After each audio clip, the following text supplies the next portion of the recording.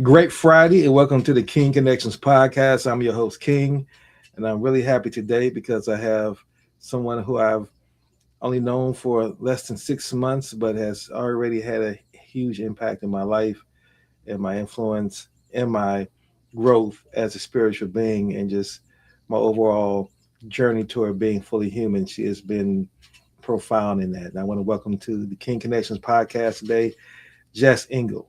How are you doing today, Jess?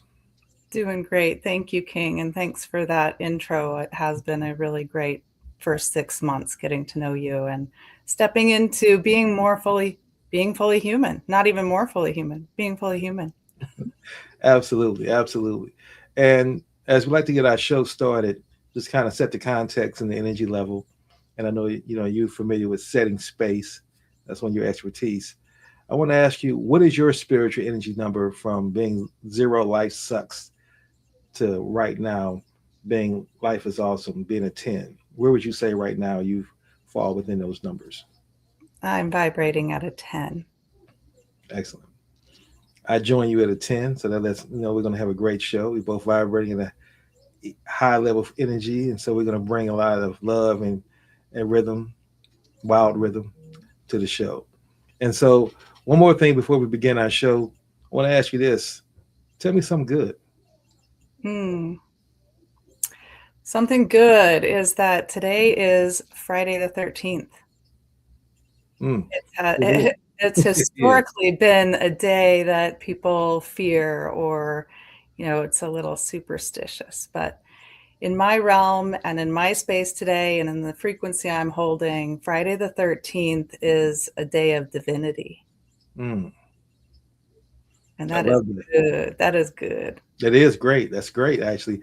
I didn't even realize, in the way I'm just flowing and working it, today is Friday 13th in the context of the historical um, evil that's associated with Friday the 13th, the movies and 13th floor and buildings and those kind of superstitions. But I love how you brought that back to love, energy, divinity. So gratitude for that. Well, let me get started. I'm going to read your bio, a brief bio, so that folks understand who they're listening to and why you're important and why this interview should matter for those who resonate with it. So Jess Engel is a nervous system guide and end of life companion leading a wild rhythm movement, a growing community devoted to emotional regulation, frequency alignment, and belonging. After navigating profound grief and a bipolar 1 diagnosis, she began creating sustainable rhythms to support mental stability and inner coherence. On Path to Forgiveness, Jess shares her live mental health journey and her work as a death doula, exploring how forgiveness, nervous system regulation, and dignity shape the way we live and the way we die. So, welcome to the King Connections podcast again, Jess Engel. Thank you so much. So, a lot to unpack there, definitely. It's a short bio, but there's a lot in that short bio.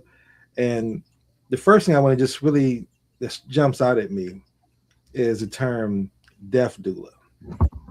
Can you kind of explain what a death doula is? Yes, it is a peer partner during the end of life transition. Hmm. And how did you come on?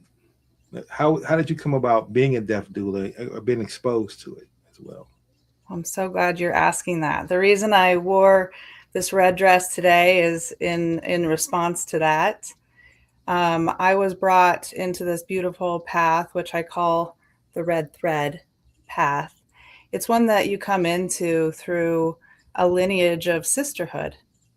And it was my dear friend Nanette who called me one day and asked me if I would be her death doula. And in that moment, I didn't know what it was. But I knew because we had already been birth doulas for each other, I knew innately what she was asking me to do, Hmm. to come in and be her friend and her sister. And in that journey, she taught me. It was about a 5 month journey. And she allowed me to be a student while I listened to what it takes to really be a companion and advocate and provide dignity to someone who is going through that process. And what would you say it feels like being a deaf doula? How does it feel? Hmm. It feels like an honor. Hmm. It's a very mystical place to be in the world when you're being pulled away from your body, your loved ones, your home. And so it's one of the most beautiful places that I find to hang out. It's very deep and intimate and humbling and boring. It's all of those things that just kind of brings real life into focus. Yeah, death teaches me more about life. Wow.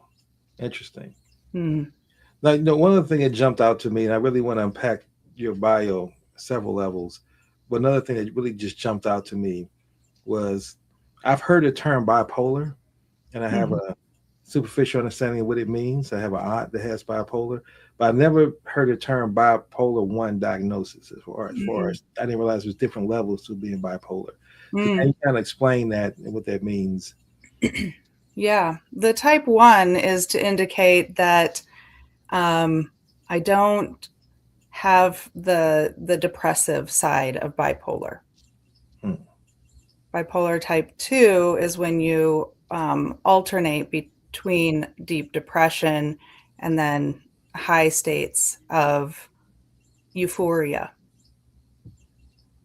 So I tend to stand just on the euphoria side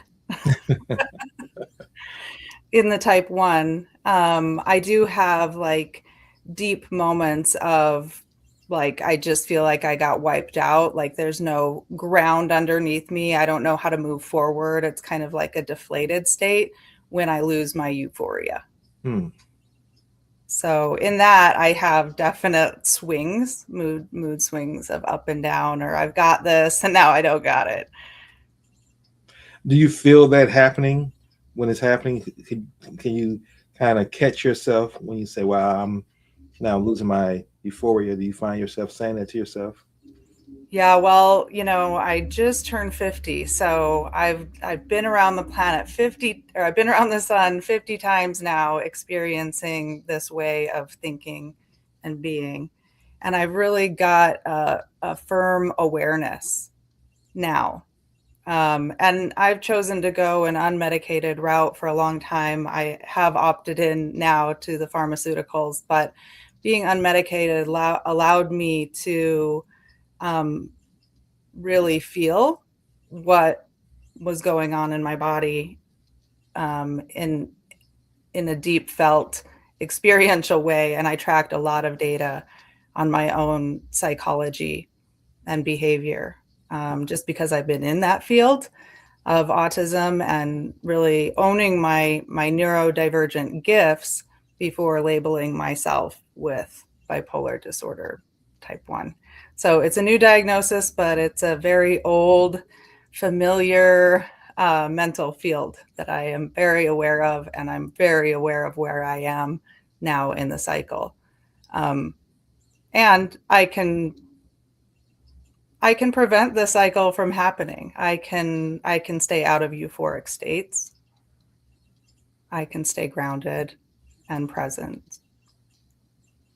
As Now, long as, there's not like a big shock wave, which will, that happens as a human, life happens, and I find my way back to center fairly quickly, which is what's allowing me to be online with being fully human now. one of the things that also stands out is that you use the term profound grief. Are you open to discussing some of what that profound grief was and sharing with our listening audience today? Whew. Yeah, bring it up and out. Yeah, just recently I went through a profound grief and shock of losing my father to bipolar disorder. Hmm. And that came about Christmas Eve 2025. So I'm just, a little over a month past that experience. And the grief of losing my father, on top of the grief of the stigma of the disability, on top of it being a suicide, and not only that, a gun suicide. It's very complex with what's going on in the world. And so I feel it as a collective that we don't have a grip on our gun violence or our mental health, and that this was preventable. And that it's time to speak up and do something about it. So the grief is taking me into this place of deep understanding where we are as humans, and stepping into my voice so that I can honor where we're at and I can reflect from this place. And, as we become cooperative as a human collective, we can come up with new strategies and see new possibilities of how we can move forward. Absolutely. Thank you for sharing some of that. You know, one of the things that I've learned personally as it relates to dealing with grief is that I'm a very personal, private person, and sharing things that's personal to me in a public setting, I wouldn't say it's difficult. It's just that it's not, I haven't felt that it brings any fulfillment to me. And that's where I have you in my life now to help me navigate that and view that maybe from a different perspective as I get older and as I get wiser. And one of the things that really I would say that I've learned in my short term in dealing with you is how you're able to take on a lot of people's energy drainage when people are dealing with their dramas, their issues, and they share that with you, and you take that on. And you're used to taking that. You're trained in that place. I just want to have you speak to how do you keep that from being absorbed into yourself, and now carrying the weight and burdens of their energy drains and their traumas into your life. Mm. Yeah, that's a great question. um, First of all, as a Reiki guide, I have come into the experience of energy and how energy flows in this world, um, as an electromagnetic field. And as we bring our electromagnetic fields into space together, I have an opportunity to channel where that current goes. And so I've been practicing this over the last 10 years, I would say. I've had a real deep focus on energy management, my own energy management 101. And then when I come into the field of other energy and being able to discern between my energy field and the energy field of other. And it's a constant inquiry of asking my energy field, whose is that? And asking questions of like, why is that attaching, or why is that affecting me? Why is that triggering me? And what is it that I need to do to allow that to release? Mm. To allow that to dissolve or transmute or transform. And so I have a myriad of tools of how I do that, but I typically use Mother Earth and the seat beneath me, and just allow myself to feel grounded and supported and stable. And as soon as I feel that hookup with my own creator, Earth, that created my body, I'm able to just be that channel and release. And she's such a beautiful mother who's willing. She's kind of like the giving tree. That story of that Shel Silverstein wrote about how the tree just gives and gives and gives and gives, and like that's who she is. Like the tree just will give until it's down to a very last stump, and she's like, I have nothing else to give, but come sit and we'll be together. you know? And that's kind of the life cycle that we go through as we have a body and we release from our body and it all goes back to her. She's supporting us in that process. Hmm. And so the more I trust that and I lean into that and my faith is bound in that connection, then I don't have any fear. And I can certainly ask anywhere in my energetic field, is there anything I need to handle or maintain? And specifically in the energy field of my body, um, when it comes to my organs and all of my cells, that's where I really want to ask within my DNA, um, where are there distortions in the field that I can release and shift back into alignment? You know, you didn't mention it in your bio, but I know this from my own personal conversations. And you mentioned it briefly in one of your explanations, your answers, your experience working with autistic children. Can you talk a little bit about what put you in that work and what you've done with that work, years experience, and then what kind of fulfillment do you get from doing that work as well? Yeah, well, mm, I got into that work as a young parent,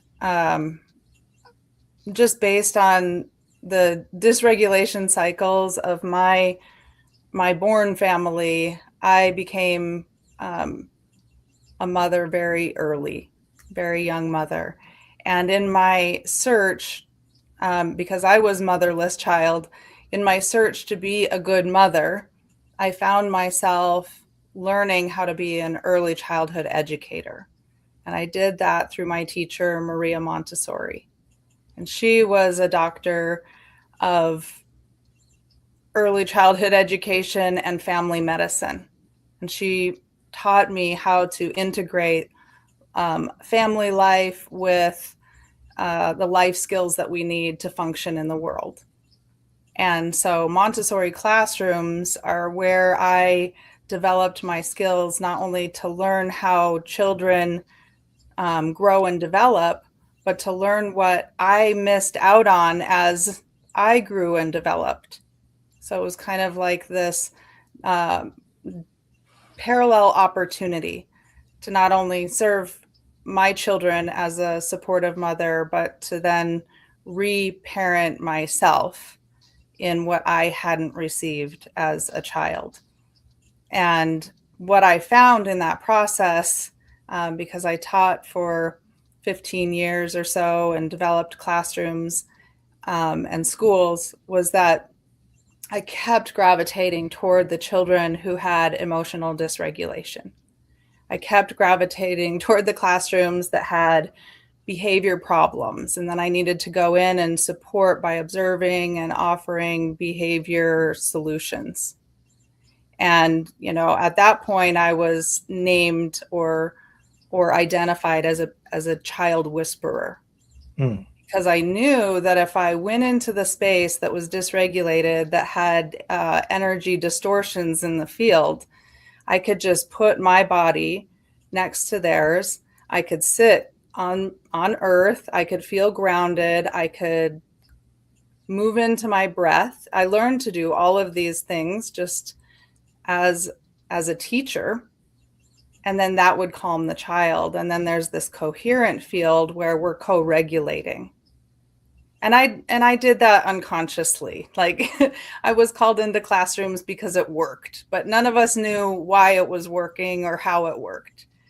But ultimately, I took bigger cases. I took more challenging cases of children who needed to run out of a classroom, which we call behaviorally elopement, which is a huge safety concern for schools. And these children would typically need to get outside. And one of the things that I observed with one of my first favorite students was that she would go and put her hands in the dirt, in the mud, and like the muddier the better. And then I would just watch her transform from like a wildebeest to a beautiful happy child of wonder, where she's like, have you ever noticed that the trees and then, you know, just like she would come alive. Mm. So it was in that field of observation where I found my own personal reflection of like, oh, this child isn't naughty and they're not trying to misbehave. They have a physical and energetic need that's not being met. And typically it comes out emotionally and behaviorally. And the amount of love and compassion that I developed for those children and those families moved my life forward. I ended up developing an organization to bring education and behavioral health care together and start collaborating about ways that we can include children in our classrooms rather than continue to exile them into homes where um, they can be treated. Mm. Now So, you been on the path of inclusivity, and that definitely includes myself at the center. absolutely, absolutely. Now let's talk a little bit about the wild rhythm movement, what that is, and kind of what is the goal. And Yeah. Well, I started my own wild rhythm about, um, it was about July last year, 2025. And I had taken a trip to Colombia and I had a huge opportunity to go work at Mountains of Hope and be a guide for the patients there. And as I looked at that opportunity, I knew for myself if I were to tap into being a client there or a patient there, that I could also receive the same way that I did as a Montessori teacher.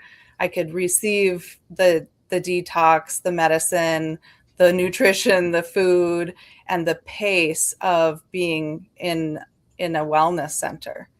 And so I created my first rendition of the Wild Rhythm, which was putting together a daily practice pretty much on my calendar that would allow me to get enough emotional regulation breaks so that even if I come into a field of a lot of distortion and upset and shock, that I can quickly go back in, or I can quickly go to the next step of my rhythm and release all of that energy, come back into center, be full again, and ready to serve again.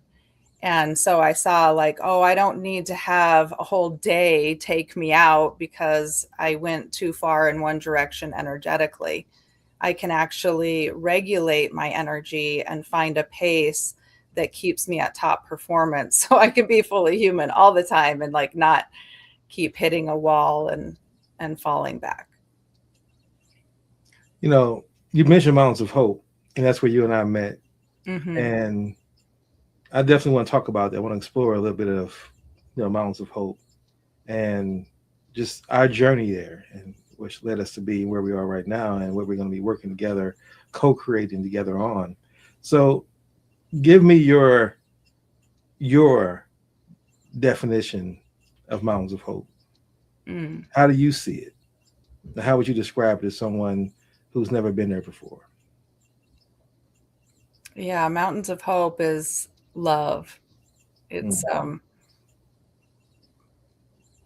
tender love and care. It's a handful of warm embrace, and at the center is cacao.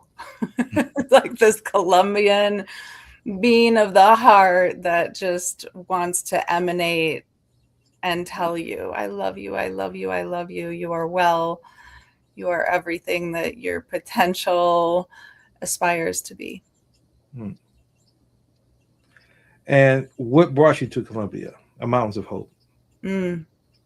I've got some sweet friends who have been journeying around finding beautiful places in the world for their own wellness and sharing that with our community. And so I followed them. I rode their coattails into Medellin and learned all about the culture and the history of Colombia. And really, truly, it inspired me to hold on tighter to evolution and transformation and being a spokesperson for opening up to changing this world. Absolutely.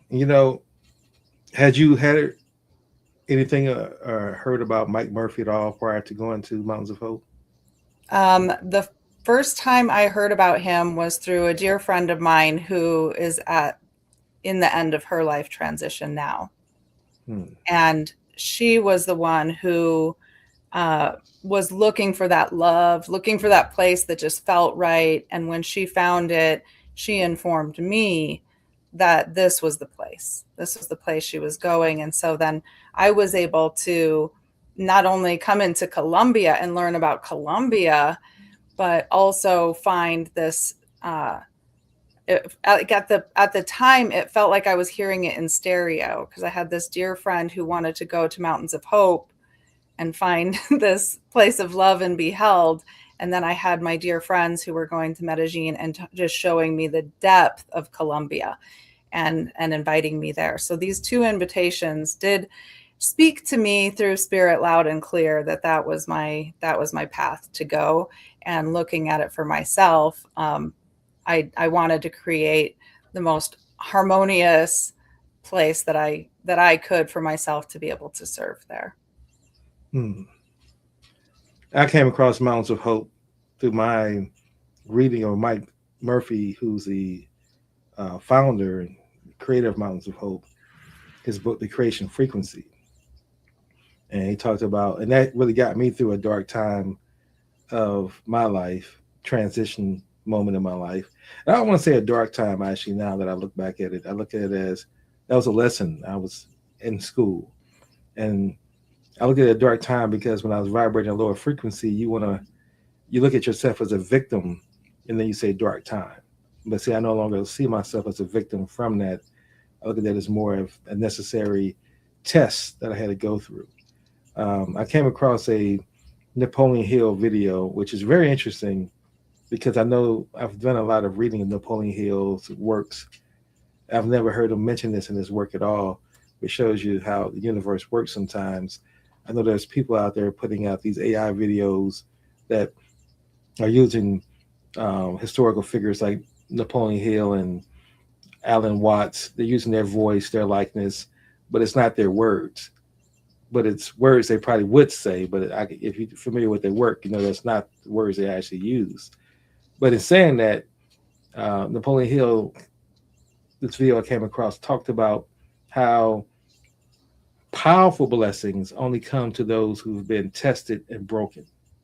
Mm. And that because he says that if you're untested and unbroken, you could not handle the powerful blessings because you would think it would be about ego, that it's about you and you created this, and Yep. you wouldn't be able to empathize and have the emotional intelligence to work with people who are going to need lifting up because you haven't experienced what they're going to be experiencing at that level. Mm. And you talk about a profound grief that you've had to navigate your way through. And I think about how when I went to Mountains of Hope, I was coming through being broken and being tested. And as you said, my definition of Mountains of Hope in that respect would be healing. And it heals you mentally, spiritually, emotionally, and physically. Mm. But I put the caveat there if you allow it. Right. And I went there to experience Mountains of Hope and to be open and not go there with guards up of saying, I'm only going to accept this and I'm not going to accept that. And I don't agree with this.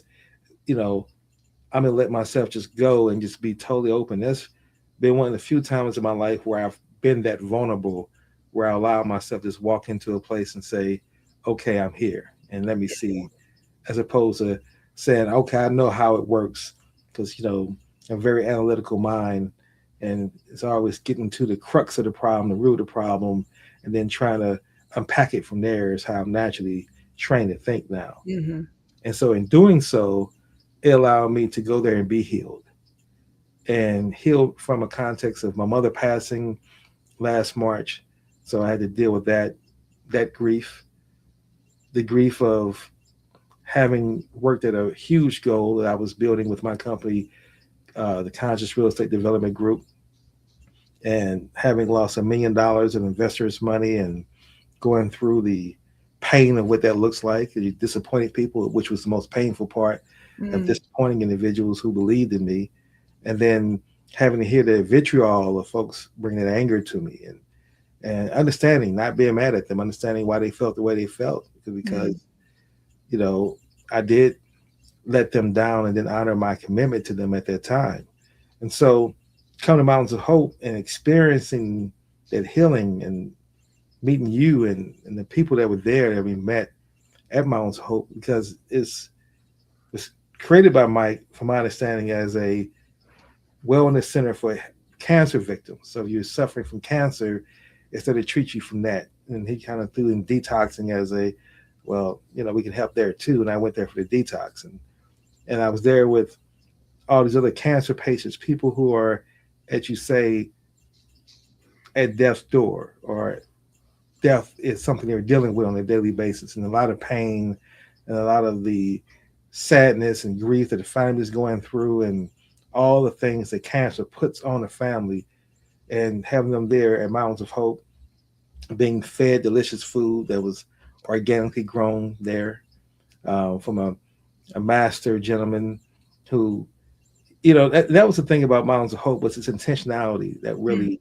stuck out. It stuck to me and it spoke to me. The gardener, he was more than just a gardener, and you can correct the term I'm looking for, but that's my familiarity. Is that he was a master gardener who understood how to take compost and use compost as a way to deter insects from destroying the fruit and the vegetables, and the love that was put into that, and just the flowers, the beauty that Mike had gardeners create, the ultimate atmosphere and the look of it and the feel of it and the labyrinth and all the things that he intentionally created there.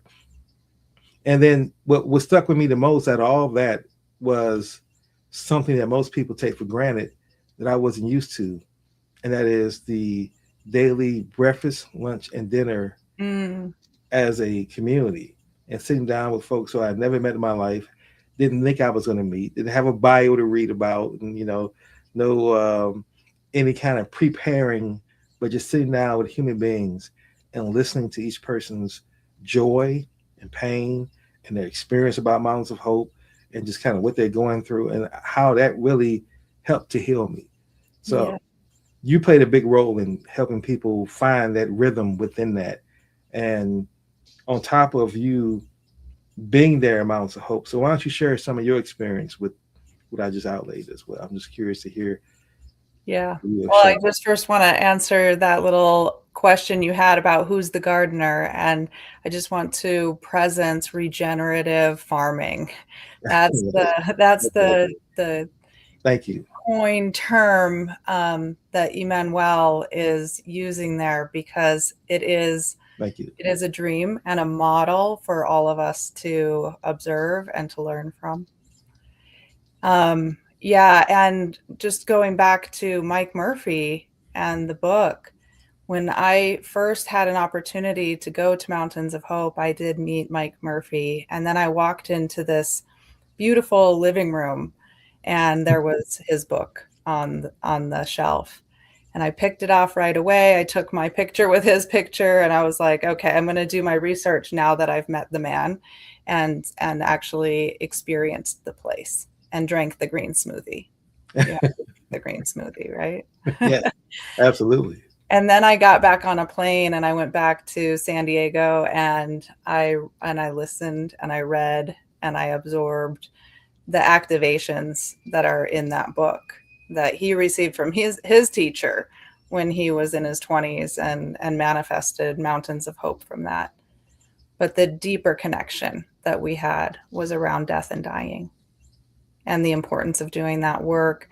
And we definitely connected on the story of his late wife. And the story of his late wife is similar to the story of Nanette, and how we both came onto this path together through the red road, the red path. And so there's a deeper connection there. and that we're weaving that as humanity to be able to assist people as they go through that process. And what an impact she made. Was her name Margaret? Yes. You know, her photo is up in that living room wall. It Mhm. takes up a whole wall that's, I don't know how tall, like 30 feet tall, and Yeah. she's a presence there. And when I saw her and then read the book and then really tapped into what Nanette was sharing with me while she was teaching me how to be a death doula, Nanette was also channeling that there's a wellness center, and there are wellness centers that will be connected all over the planet that hold these core principles. And that's what's being planted there at Mountains of Hope, or is already planted. I guess it's coming into bloom. Yes. My experience of Mountains of Hope definitely, and I give Mike Murphy, his I have to give him his credit for this because he showed me what was possible. Mm, Like I had visions of ideals of wellness centers. I was attempted to build in the past, and I attended other wellness centers, but nothing like Mountains of Hope. And he had everything that I was actually looking for. And like I said, and the intentionality of the spirituality was there as well, where other wellness centers might not have the spirituality. They have, you know, massages, they have yoga, they have cucumber water, they have those kind of things, soft music playing, candles and scents. And you can go there and relax and things of nature. But I never felt fit mentally and spiritually transformed and healed as I did with Mountains of Hope. And then the people as well. Like, mm, you know, timing of being there was just such a blessing yeah, yeah. because as you know, there's windows you can go there and you won't, and some people will say they didn't have that kind of experience. And I think the people that we shared that space with Mm, also helped elevate the energy and the healing as well. yeah, Um, I can and, say that too. When you stepped in, it elevated my experience there. and same here. Mm, And I saw you personally witness you elevating people's spirit that was there from, Todd and Pam to Angie and um, Melissa and Denise and Oscar, and Caroline, and all these individuals that, you know, I never knew, didn't know their spirits until I met them. Now I'll never forget their spirits. They're permanently in my mind, in my consciousness, and in my soul. mm, So that's the impact Mountains of Hope had, mm, and I haven't left Mountains of Hope. As a result, this is spent. I was blessed through Mike to spend a whole month there. You know, went there just for a weekend of spending a month, and he had a chance to just, you know, there. As you said, I love South America, but my interest has always been Brazil, and because I love the culture, I love the food, I love the rhythm of Brazil, I love everything about Brazil, and I still mm, do. But I didn't feel that spiritual vortex that I did in Colombia, being mm, up in those mountains and just seeing people who in America we would look down upon and say, because you don't have these material things, you have less. And right. you must be a lower income tier. But they didn't think and operate or behave as lower income individuals at all. No. And you didn't even think about what the income level they were at. You just saw their spirit, their energy, their love, Mm, their willingness to share. And there was something about being around warm weather people where that's the energy mm-hmm. that you want to share. It's abundance. It's not, you know. I remember going to a woman's house who was a Reiki masseuse, and I was getting a massage. And the way I was walked into her property, it was like a 2-level flat where they lived at the top level. And I can see from the deck they had where the massage table was, a beautiful look at the mountains. And I remember going through and getting a Reiki session and the massage and that whole spiritual experience. And when I came in, though, I noticed there was a cat and a dog, and they were kind of together. They was, just living together in each other's space Mm, and no conflict. yeah, yeah. And something told me, so this place just has life about it. And that's what I got from that. So long story short, I ended up leaving after my massage, and I met their daughter and her husband, and I asked their daughter to give me a tour, and she's a 13-year-old girl, gave me a tour of their property. And along this journey, I'm seeing, first thing I saw was a chicken coop. Then I see parrots.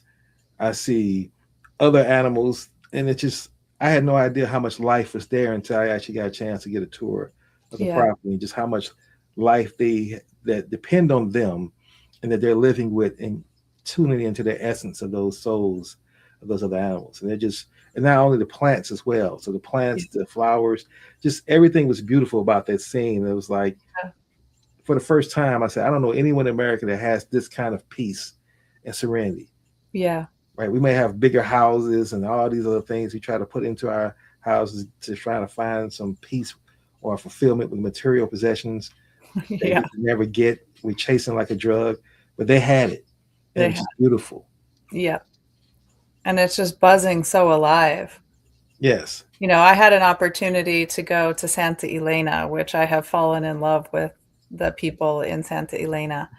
And when I first got there, I was given a tour into a beautiful forest that, um, in the tour guide, this beautiful sister led me to talk to the plants, to tell them what we were foraging, to ask for their medicine, to allow them to regenerate from what we were receiving, and made these beautiful bouquets of different flowers and herbs, and all of them had names and meanings and messages. And then I took that back to this little cold rustic cabin in the forest where it was raining all day and all night, and I steamed myself the most beautiful tea bath from the forest and had the most beautiful clearing of energy. So when you ask, like, can I release all the energy that I take when I'm centering and releasing? The answer is no. And sometimes I have to do a deep energetic release. And these plants were in it to win it with me. And I've never had that type of a healing. And then the last time I went back to that house, they called in another healer who came and reset my nervous system. She could see bipolar disorder with looking just in my eyes and seeing how it was connected to my spine. Mm, And so the magic and miracles that are there and connected to that location are, you know, it's an unlimited, untapped potential. absolutely. Absolutely. What would you say? And I know it's a difficult, it's a very difficult question because there were so many beautiful experiences and beautiful moments. But do you have one that's a favorite moment that you can think about your entire trip to Colombia that you've been and say, Mm, this is my favorite moment? yeah, for sure I do. I had a beautiful opportunity to take an excursion into the heart of Colombia. I thought I was going to go to the Lost City, but um, I was redirected and guided to visit the Mamos, an indigenous tribe who are on the Sierra Nevada mountains. I've just recently written about them in my Substack, and I was able to have a 3-day guided journey of rebirthing myself Mm, in a very grounded, non psychedelic, humbling, pure way, just in community with love. And the connection and the experience with these people shifted me, activated different parts of my being, um, lightened areas of distortion within my body that I couldn't see before that I can see now. mm. So that ultimately was the tip top experience that, well, I've been saying for the last few years. I'm rebirthing myself, and I didn't get that it's like layer after layer after layer of rebirthing. Mm. and finally getting to this point of feeling like I got to the center of the onion and I no longer need to be dealing with the suffering of mental health. Now I just need to function in this world fully human, fully aligned, Absolutely. turned Absolutely. on, Captain. Well, now I want to transition now into, in your bio, you talk about path to forgiveness. So what inspired that? What exactly is path to forgiveness? And why is forgiveness, why is forgiveness important? Mm. Yeah, forgiveness seems to be the one main theme.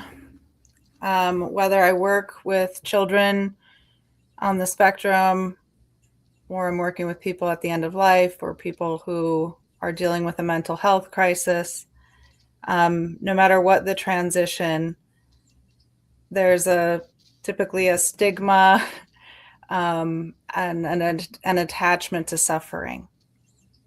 And the one thing that actually releases that is forgiveness. And it may not be like forgiveness of a person or forgiveness of self, but it is like a releasing of an attachment. And in that way, it's like I forgive this, I release this, and that is like the ultimate gift when we're transitioning completely in our last breath, to have that forgiveness, having released anything that would hold us to a plane of suffering.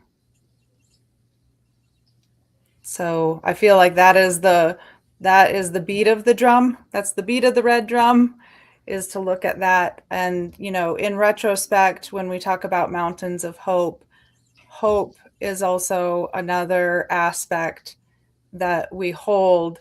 And when we don't have hope, it's a conversation to have. Or when we're losing hope, it's a conversation to have. So oftentimes, hope is the conversation that's going to take us into forgiveness, Mm. or loss of hope can take us into the conversation of forgiveness. And that's what I'm holding space for now, is to have the conversations and to be able to release and get the freedom from suffering. So path to forgiveness is a book you're writing, or That's a great title for a book. Thank you. But no, it's a podcast. it's your podcast? Okay. Yeah. One of the things that I've learned as I gotten older, the importance of forgiveness. Like all my life, I've been an impression you forgive someone else because of the fact that it just makes it better for you. But I never understood what better meant. But I actually just accepted that. And I've met people in my life who refuse to forgive. As a matter of fact, they take pride in not forgiving, holding a grudge. They would give themselves the award for the best grudge holder in the world if they could. And but as I gotten older, as I gotten wiser, as my vibration increased, I realized that my way of looking at forgiveness is this: you don't, and you know this, you don't forgive someone for them. It's for you. It's then that's getting rid of that negative energy from Mm-hmm. you. And then more importantly, the hardest part of forgiveness is yourself. That's what we don't normally do. We don't forgive ourselves. And I didn't forgive myself for my lesson in Baltimore City. It took me 5 years to finally get to the point where I can forgive myself, and actually didn't happen until I went to Mountains of Hope. I was Mm. able to forgive myself. You know, and that's so important and so key is self forgiveness. And so now my question for you is, how do people begin that journey of self forgiveness? Yeah, it's a challenging one. I'm doing it specifically through objects because sometimes it's hard to have that personal understanding of self when you're actually in the self, or you can't see the forest from the trees. Hmm. So to create an object is how I'm playing with it as a teacher, and to look at an object that I desire. And an object could be even something like an emotion. Like you said, some people just want to hold on to their resentment. So it could be anything that you desire, an object of your desire, and looking at that. Right now, I've had an object of desire that's a home. Hmm. And when I look at that, and I also look at the path of forgiveness, I can see that I can just cross it out. I have the power as a creator on this path to say, I desire that object no more, Hmm.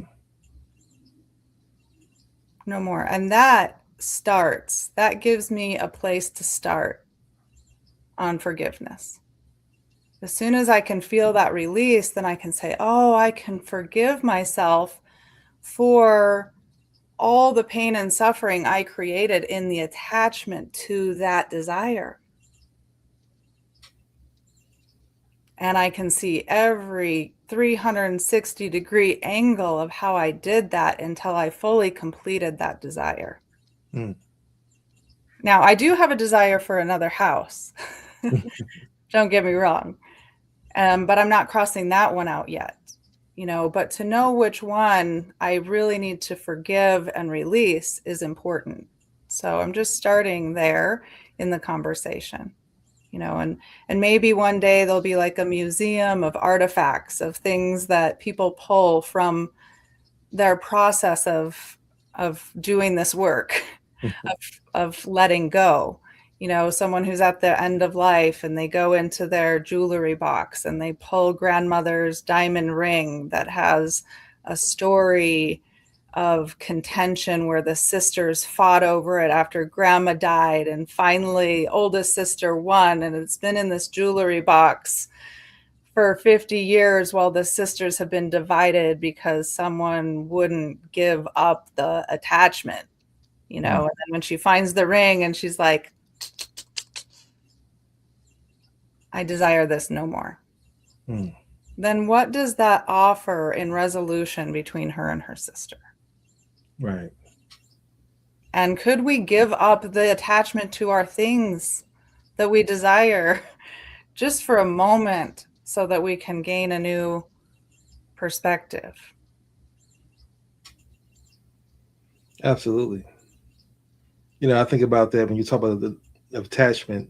It reminds me of Deepak Chopra's book, The Seven Spiritual Laws of Success. And one of those laws is the law of detachment.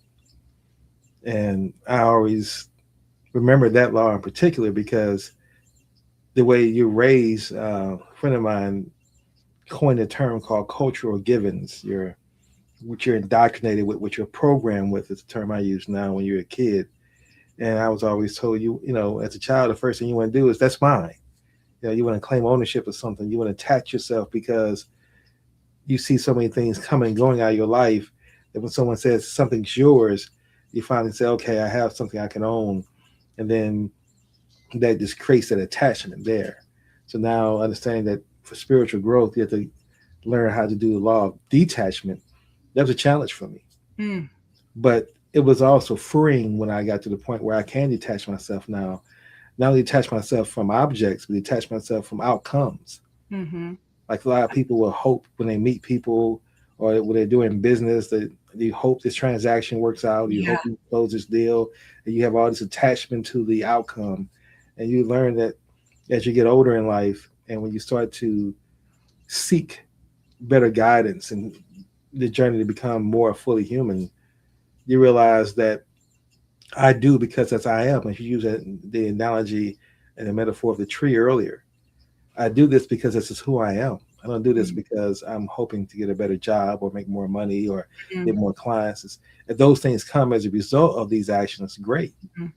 But if they don't, I'm going to still do it anyway because this is my journey. This is who I am. And that's such a freeing feeling and way to live life and not be constrained by the opinions and rejections and feelings of others. So, one couple quick questions I want to ask before we get in the top of our hour here, and I'm curious about as a deaf doula, you are around a lot of folks who you've been around a lot of folks who are close to death. What is there anything you find that would you say that's it's common across that either a fear or a regret or what seems to be the dominant emotion that they're dealing with that's common among the folks in those situations? It is typically like betrayals, fears, uh, things that are unresolved, Hmm. and they'll just come up. It's like you don't in certain stages of life, you don't have a choice about what's going to process from your biology in the release. So the more rapid your body is going through changes, the quicker these exchanges of release are processing. Hmm. And what the common thing that I will say is that people get complete before they leave. Hmm. Even my father, in his process, I think he thought that he would be complete that day. But unbeknownst to him, two paramedics saved him and stabilized him, even with the DNR, because Hmm. they didn't know about his DNR, Right. which allowed us to have more than 24 hours to process and to process with him alive. Because regardless of having a voice or even a mind to create a voice, the presence alone is in communion. Yes. Yes. And he didn't go until he was complete Hmm. with that communion. Hmm. So that's the common thing that I see is that, yeah, we think we can control and predict and plan, but we are not the ones with the higher power here. So just humbling ourselves and seeing what there is that creation needs to release through Hmm. us. Hmm. That's powerful. Hmm. One of my last questions I want to ask you is what would 50-year-old Jess say to 20-year-old Jess just stepping out there now and saying, I'm an adult, what does life have to offer me? How would you, what advice would you give her? How would you support her? Hmm. Oh, I love that question. That's a 30-year gap. Um, my 20-year-old Jess was a firecracker. She was a young mother and just when you talk about that euphoric energy, I had so much energy. I mean, I when I got married at 18, I had a stepdaughter. So I had an already made family, Mm-hmm. and already need to just like hustle and get going. And um, I would tell her that drive is a beautiful thing, and that drive will get her so many experiences that will entrain her body with what is to come. Oftentimes, when I go back and tell people fractions of my life story, I'll get the reflection that it's so much, it's so full. And now I know why I've created such a full life. It's because I needed to have this myriad of experiences to be able to have a foundation to serve from now. And that explosive energy has served me well. And so I'm very grateful. And I no longer am holding any shame for that 20-year-old who was very unaware as she was moving through a lot. And as we get ready to wrap up, I have to ask you this last question because we use this term several times throughout the show. And of course, we know what it means, especially to us. But I want you to share what it means to our listening audience when you use the term fully human. What does Hmm. that mean? Yeah, fully human is holding my full potential. It's seeing where I have limits and then creating limitlessness. Seeing where I've been stopped and creating myself as unstoppable. There you go. I love it. I love it. You know, one last little piece about Mountains of Hope is that one of the things that, in addition to healing, it also is a place that if you're vibrating a high enough frequency, you can truly build some resonance with people. And as a result, you and I looking at building together on a fully human movement. We're in talks with Melissa, another person we met at Mountains of Hope, through another person we met at Mountains of Hope, Denise. And so the great thing about it, who knows what the universe has in store for us? But what was wonderful is that we're open to exploring that. And we're looking and we're seeking to say, there's something about our presence meeting there at the same time. And let's look at the way we can work together and continue this experience, this energy, and this co-creation with each other. And I Mm. believe that's a beautiful thing. And so this podcast being the launch of that, you and I, we're going to do some great things together. We're working together in various ways to help you build your tribal resonance system, because I believe in what you're doing and who you are as a person.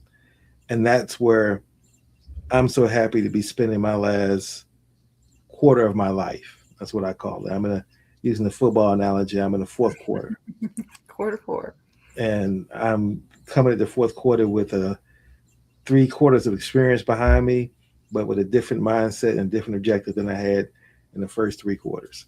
Mm. So I look forward to the infinite possibilities that we're going to experience together during this fourth quarter journey. Mm. So as we wrap up today, Jess, what contact information do you want to share with our listening audience, how they can get in contact with you, find out more about you, and just follow your journey with you? Yeah. Well, I'll put out my website here of Trinity Peak Foundation, and you can reach me at Jess at Trinity Peak Foundation. I'm also writing in my Substack, and I'll be inviting some of these people on that you've referenced here on this podcast to come introduce themselves. And so we can keep this conversation going and the fully human movement moving. Absolutely. Well, again, thank you, Jess, for being a part of the King Connections podcast, connecting with intent. As I have listed out here, you have been a strong connection in my life, and I look forward to you continuing to be a strong connection in my life as well. Mm. And to our listening audience, into the next episode of King Connections, let's all look to connect with intent. Thank you. Thank you.